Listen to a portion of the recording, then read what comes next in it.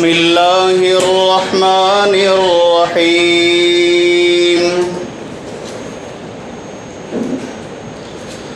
الحمد للہ وکفى وسلام علی عباده الذین اصطفى خصوصا على أفضلهم وخاتم الأنبياء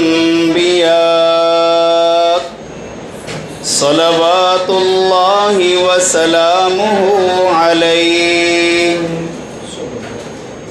أما بعد فأعوذ بالله من الشيطان الرجيم بسم اللہ الرحمن الرحیم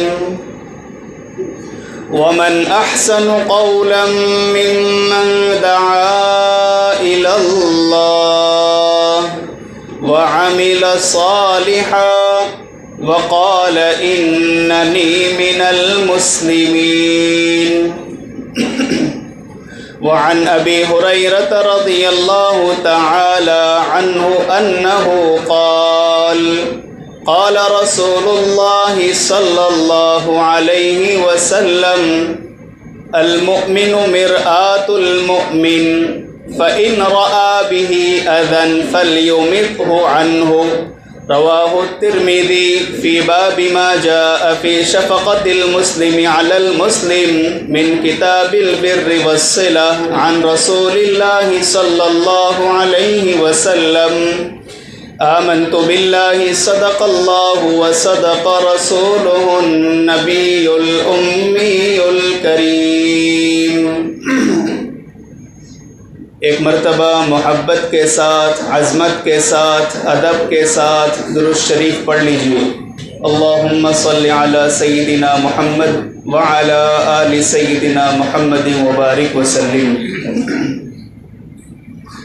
نیک دل حاضرین مجلس، آج الحمدللہ ثم الحمدللہ پہلی مرتبہ مسجد عمار ممرہ میں بیان کی غرض سے حاضری کی سعادت حاصل ہو رہی ہے، لہذا خوشی بھی ہے اور پابندی کا احساس بھی ہے۔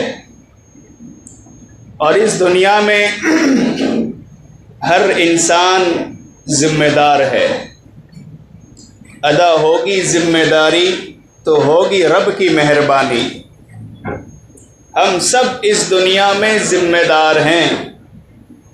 جب ہم اپنی ذمہ داریوں کو بحسن و خوبی ادا کریں گے تو انشاءاللہ اللہ رب العزت کی طرف سے انعام کے مستحق ہوں گے۔ خطبہ مسنونہ میں رسول اللہ صلی اللہ علیہ وسلم کے ایک جامع فرمان اور کلام پاک کی ایک آیت شریفہ کی تلاوت کی گئی ہے۔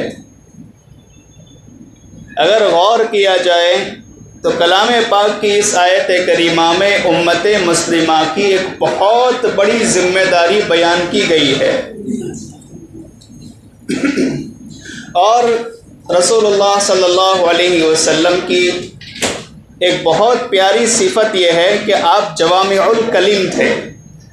جوامع الکلم کا مطلب یہ ہے کہ آپ ایسی گفتگو فرماتے تھے، ایسی بات بیان کرتے تھے کہ وہ بہت کم لفظوں کی ہوتی تھی، الفاظ بہت کم ہوتے تھے، لیکن ان کم الفاظ میں معانی اور حقائق کا ایک سمندر چھپا ہوتا تھا۔ اللہ کے رسول صلی اللہ علیہ وسلم نے فرمایا المؤمن مرآۃ المؤمن، کہ مومن کے لیے آئینہ ہے۔ فَإِن رَأَى بِهِ أَذًى فَلْيُمِتْهُ عَنْهُ، بس اپنے مومن بھائی میں کوئی عیب دیکھے، کوئی برائی دیکھے تو اسے چاہیے کہ دور کرنے کی کوشش کی جائے۔ اب یہ فرمان ہے، ایک بہت ہی مبارک حدیث ہے، کم الفاظ ہے، لیکن رسول اللہ صلی اللہ علیہ وسلم نے اسی مختصر فرمان میں امت کی بڑی بڑی ذمہ داریاں سمجھا دی۔ فرمایا مومن اپنے مومن بھائی کے لیے آئینہ ہے۔ مطلب کیا ہے؟ مطلب یہ ہے کہ آئینے کی جو خصوصیات ہے ان کو اپنے اندر پیدا کرنے کی فکر کی جائے۔ یادگار اسلاف، عاشق سنت و قرآن، استاذ محترم حضرت مولانا احمد صاحب ٹنکاروی دامت برکاتہم العالیہ نے ترمذی شریف کے سبق میں اس حدیث شریف کی شرح کرتے ہوئے آئینے کی کچھ خصوصیات بیان کی تھی۔ نمبر 1، اگر ہمارے چہرے پر داغ دھبا ہے، کوئی عیب ہے، جب ہم آئینے کے سامنے جائیں گے تو آئینہ اس بات کی وضاحت کرے گا، ہمیں بتلائے گا کہ تمہارے چہرے پر داغ ہے، دھبا ہے۔ تو آئینہ برائی کو اوپن کرتا ہے، اور رسول اللہ صلی اللہ علیہ وسلم نے فرمایا کہ مومن اپنے مومن بھائی کے لیے آئینہ ہے، لہٰذا اپنے مومن بھائی میں کوئی عیب دیکھے تو اس کو اچھے انداز میں بتلا دیا جائے۔ گویا پہلی ذمہ داری یہ بتائی جا رہی ہے کہ اپنے اندر اصلاح کا جذبہ رکھے، لیکن یہ بات یاد رکھے کہ مصلح بننے کے لیے پہلے صالح بننا ضروری ہے۔ مصلح یعنی جو اصلاح کرنے والا ہے، لیکن اصلاح کرنے سے پہلے خود ہمارے اندر بھی صالحیت ہو۔ ہم سب اصلاح کے محتاج ہیں، اور جس بندے کے اندر صلاحیت اور صالحیت یعنی نیکی، صالحیت یعنی خیر خواہی، جس بندے کے اندر صالحیت اور صلاحیت دونوں جمع ہو جاتی ہے تو پھر اس سے صلاح وجود میں آتی ہے۔ اور آئینے کی دوسری خصوصیت یہ ہے کہ آئینہ صاف ہوا کرتا ہے، بلکہ اسے صاف کیا جاتا ہے۔ ایک مومن بھائی اپنے مومن بھائی کے لیے آئینے کی طرح ہے، لہٰذا پیغام یہ دیا جا رہا ہے کہ اپنے مومن بھائیوں کے تئیں اپنے دل کو پاک صاف رکھیں، اور اگر پاک صاف نہیں ہے تو پاک صاف کیا جائے۔ اور دل کی صفائی کہاں ہوگی؟ دل کی صفائی اہل دل کی صحبت میں ہوگی۔ یہ دوسرا پیغام دیا جا رہا ہے، دوسری ذمہ داری سمجھائی جا رہی ہے کہ اپنے دل کو پاک صاف رکھو۔ حدیث پاک میں ایک واقعہ منقول ہے، حضرت انس رضی اللہ تعالی عنہ فرماتے ہیں کہ ایک مرتبہ ہم مسجد نبوی میں بیٹھے ہوئے تھے، صحابہ جمع تھے، رسول اللہ صلی اللہ علیہ وسلم کی ذات گرامی بھی جلوہ افروز تھی، آپ بھی تشریف فرما تھے۔ آپ نے فرمایا کہ اس دروازے سے ایک شخص داخل ہوگا اور وہ جنتی ہے۔ واہ رے واہ، جنت کی سرٹیفکیٹ دنیا ہی میں مل جا رہی ہے۔ سارے صحابہ متوجہ ہوئے کہ دیکھیں کون آ رہا ہے،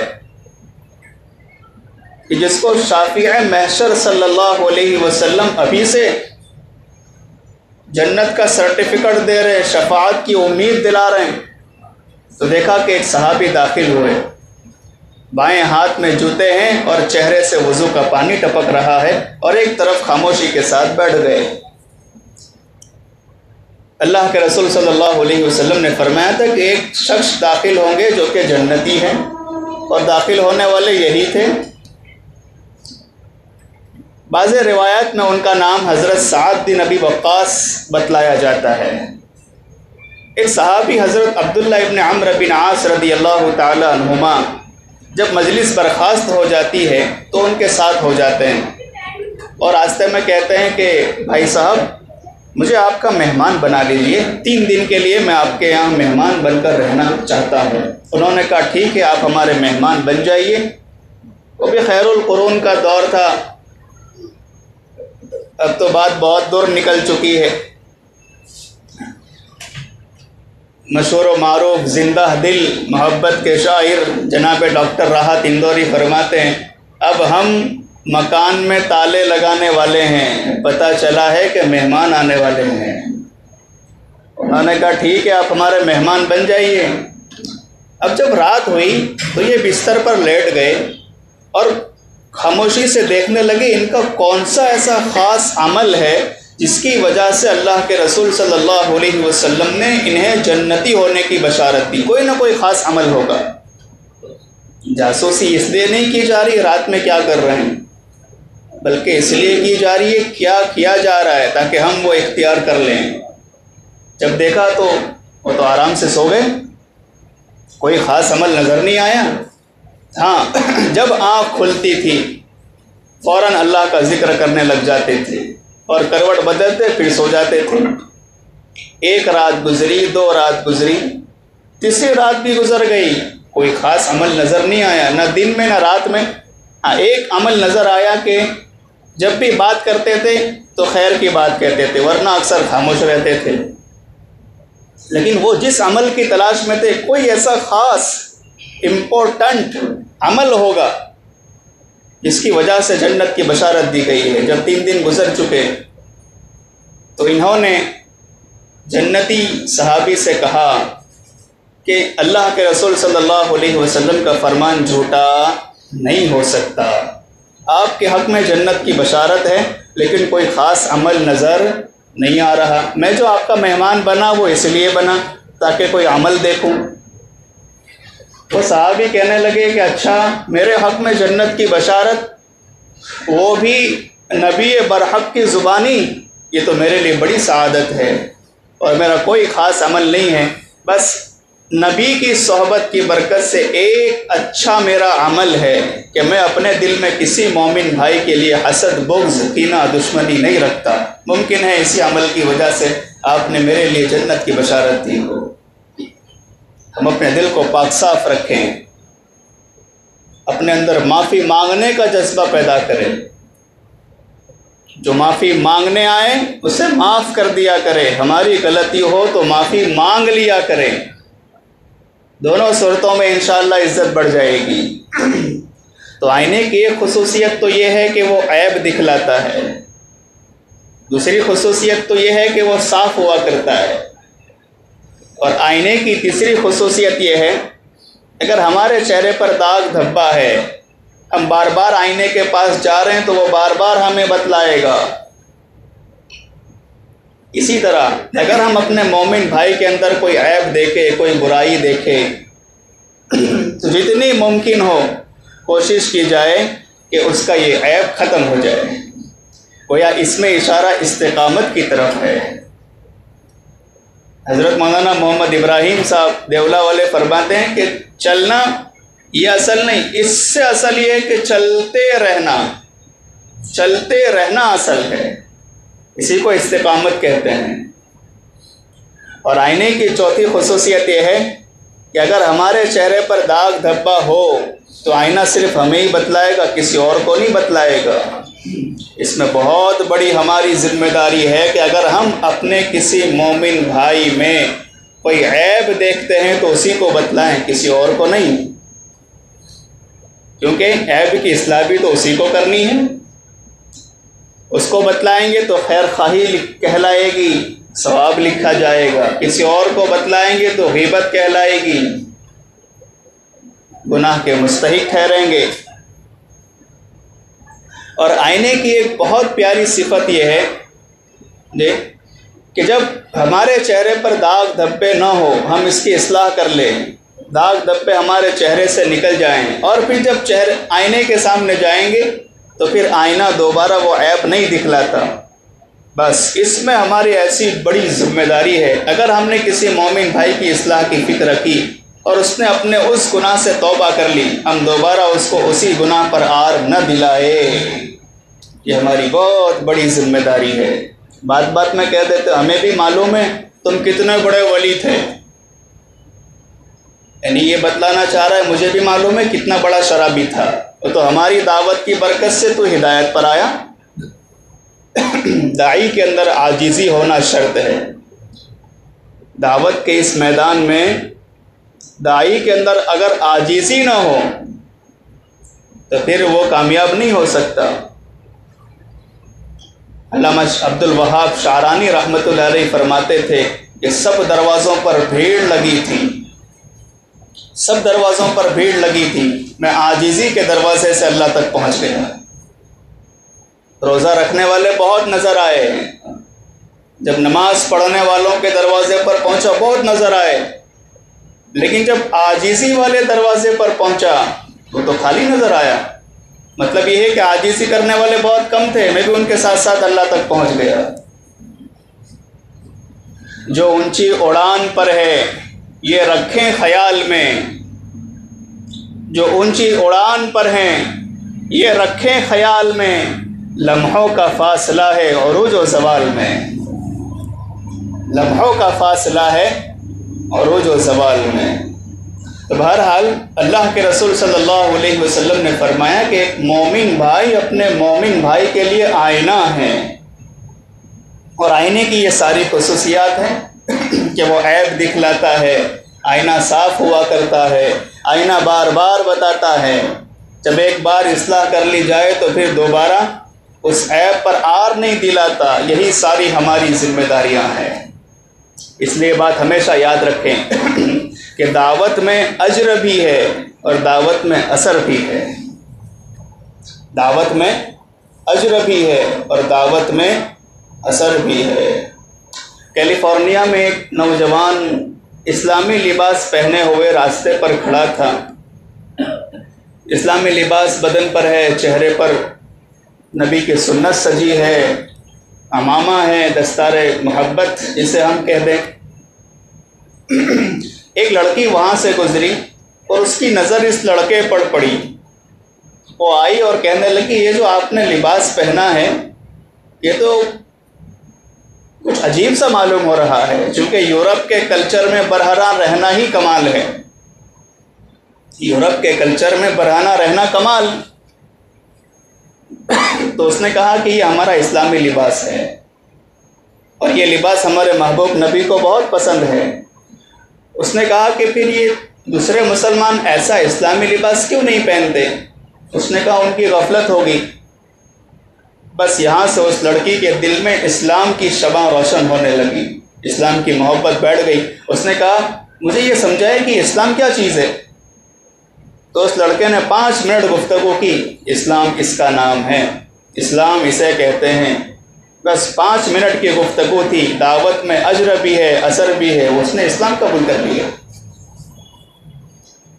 ایک ہے قولی دعوت جو زبان سے دی جاتی ہے، اور ایک ہے عملی دعوت جو اپنے عمل سے دی جاتی ہے۔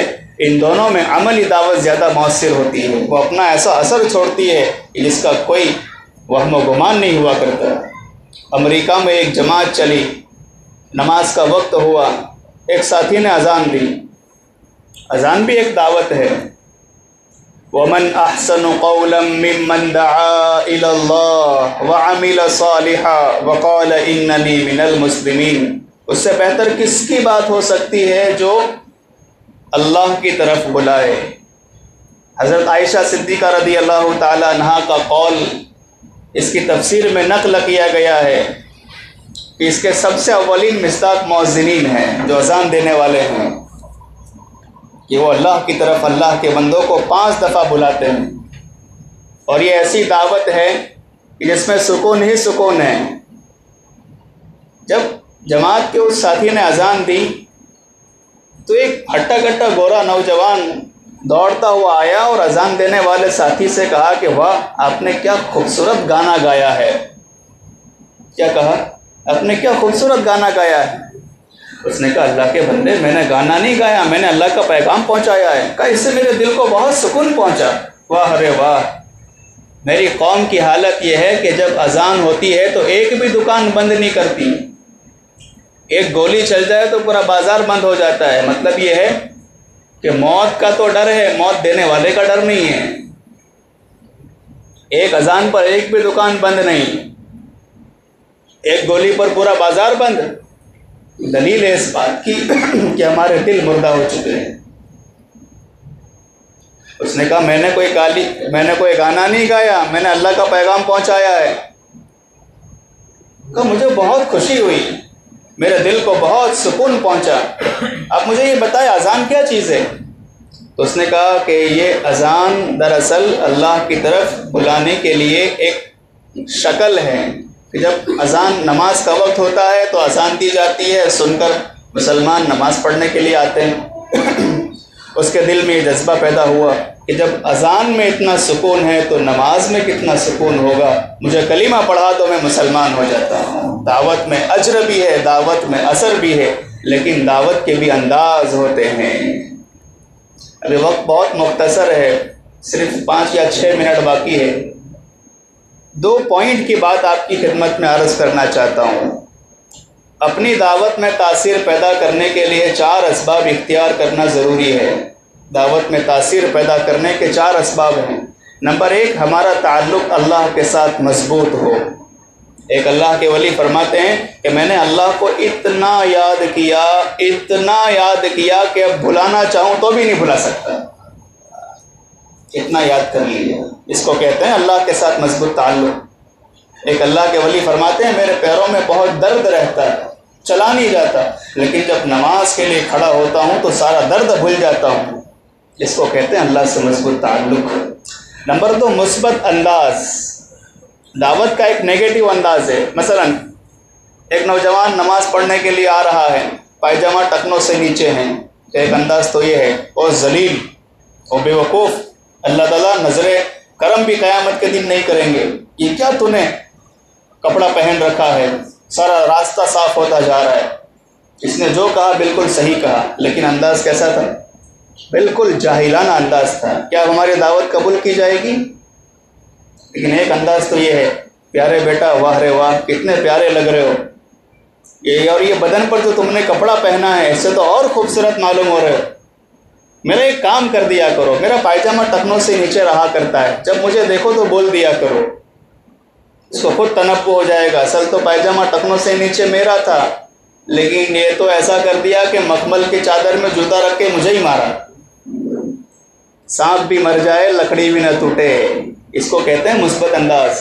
نمبر 3، جس کو دعوت دی جا رہی ہے اس کے متعلق نیک گمان۔ اللہ تعالیٰ کے ساتھ بھی ہمارا نیک گمان ہو کہ میری دعوت قبول ہوگی، امید نہ ٹوٹے۔ دعوت کی ایک مبارک محنت ایک ایسا آشیانہ ہے جو امیدوں پر قائم ہوتا ہے، اللہ کے ساتھ بھی مضبوط امیدیں ہوں۔ اور نمبر 4، اخلاص۔ واہ واہ، ایک پیاری بات عرض کرنا چاہتا ہوں، میرا دل مچل رہا، کیا پیاری بات۔ علامہ عبد الوہاب شعرانی رحمۃ اللہ علیہ فرماتے ہیں ایک ہے اخلاص، ایک ہے افلاس۔ اخلاص الف خا لام الف صاد، اور ایک ہے افلاس الف فا، ایک خا اور فا کا فرق ہے۔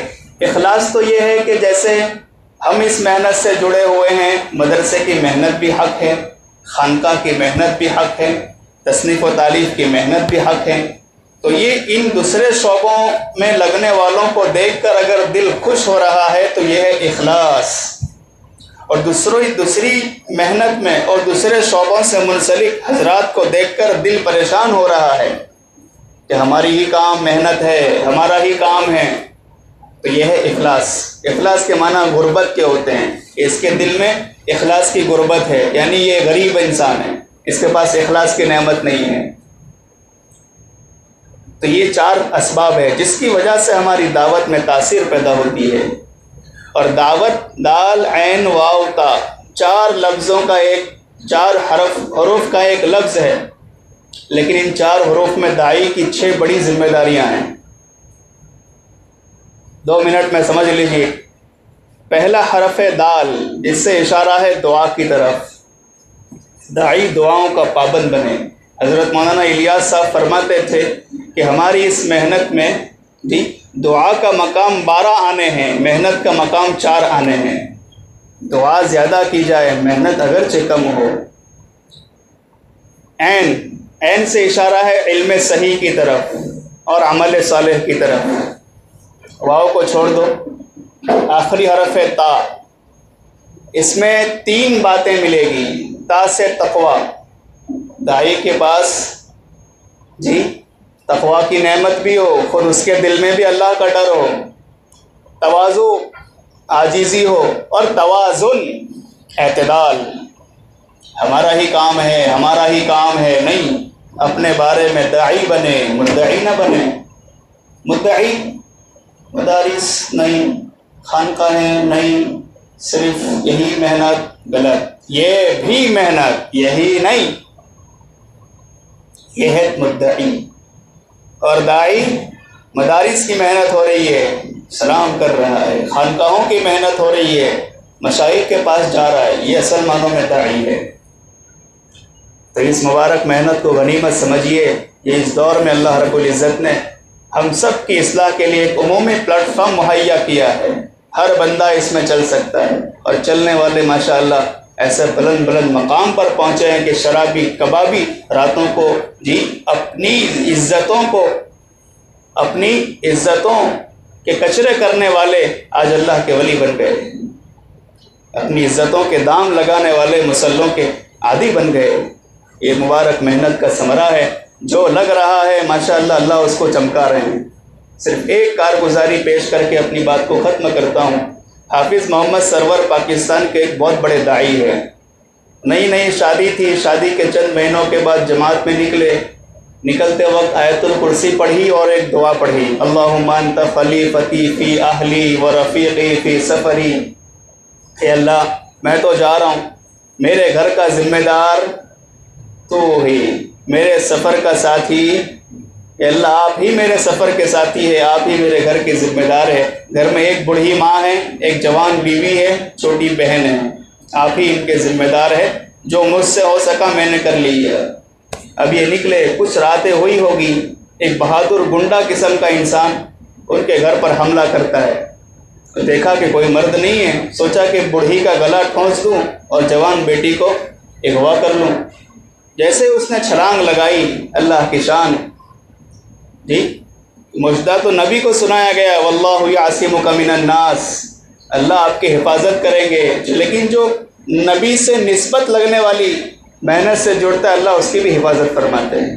مدرسے والوں کی بھی حفاظت ہوگی، خانقاہ والوں کی بھی حفاظت ہوگی، تصنیف و تالیف والوں کی بھی حفاظت ہوگی، اس محنت سے لگنے والوں کی بھی حفاظت ہوگی۔ جیسے ہی اس نے چھلانگ لگائی کہ میں کود جاؤں، اور جیسے ہی اس نے چھلانگ لگا کر اپنے پیر زمین پہ رکھے، دونوں ہڈیاں اس کی ٹوٹ گئیں اور پیر الگ ہو گئے، چیخنے لگا، چلانے لگا، لوگ جمع ہوئے، کہا کہ واہ واہ، بہادر گنڈا آج گھرا بن گیا۔ کیوں ہار گیا؟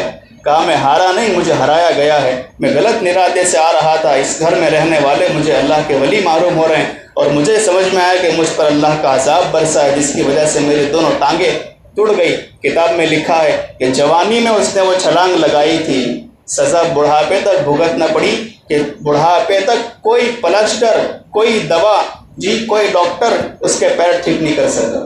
اللہ ایسی حفاظت فرماتے ہوں۔ اس لیے بھائیوں، اس محنت میں لگیے، علماء کے ساتھ جڑ کر کام کیجیے، علماء کی نگرانی میں کام کیجیے، اور جو اجتماعات ماشاءاللہ دھلیا میں ہونے والے ہیں، یا کہ پورے ہندوستان میں ہو رہے ہیں، ان میں اپنے آپ کو شریک کیجیے، ان کی بہتری کے لیے دعائیں کیجیے، مدرسوں کو محبت بھری نگاہوں سے دیکھیے، اور کسی نہ کسی سے بیعت ہو جائیے، اور بیعت ہو کر اپنی اصلاح کی بھی کوشش کیجیے، اس لیے کہ بغیر اصلاح کے اپنی دعوت میں تاثیر پیدا نہیں ہوا کرتی، یا تو پھر افساد ہوگا۔ افساد یعنی فساد کو کہتے ہیں، اصلاح نہیں ہوگی تو افساد ہوگا، اور بندہ پھر نشان عبرت بن جاتا ہے، وہ ہزاروں کی ہدایت کا ذریعہ تو کیا بنتا، ہزاروں کے لیے گمراہی کے راستہ بن جاتا ہے، ایک ایسا دروازہ بن جاتا ہے جہاں سے گناہ سپلائی ہونا شروع ہو جاتے ہیں۔ اس لیے میرے بھائیوں، ہم سب اس محنت سے جڑیں، اللہ والوں کے ساتھ جڑ کر رہیں، اور خاص طور پر اپنی اصلاح کی جانب خاص توجہ دیں۔ پارس پتھر جس تانبے کو چھوتا ہے اس کو بھی سونا بنا دیتا ہے، لیکن خود پتھر کا پتھر رہتا ہے۔ وہ ممکن ہے ہماری دعوت سے کسی کی اصلاح ہو جائے، لیکن ہم پتھر کے پتھر رہ جائیں۔ اللہ تعالیٰ سے دعا ہے کہ اللہ تعالیٰ ہم تمام کو اپنے مقبول و محبوب بندوں میں شامل فرمائیں، اللہ تعالیٰ صحیح معنوں میں داعی بنائیں، اللہ تعالیٰ یہاں کی ہماری اس پہلی حاضری کو قبول فرمائیں اور بہتر نتائج کا ذریعہ بنائیں۔ وآخر دعوانا ان الحمد للہ رب العالمین۔